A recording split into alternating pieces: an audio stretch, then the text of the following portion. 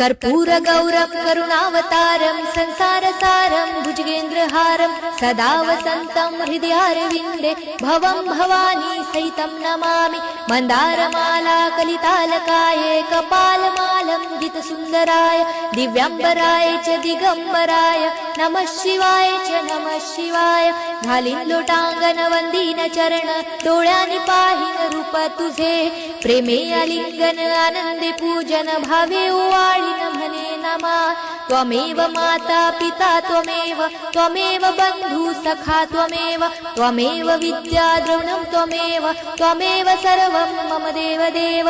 कायेन वाचा मनसेन्द्रियर्वा बुद्ध्यात्मना वा प्रकृति स्वभावात् करोमि यज्ञं सकलं परस्मै नारायणायति समर्पयामि।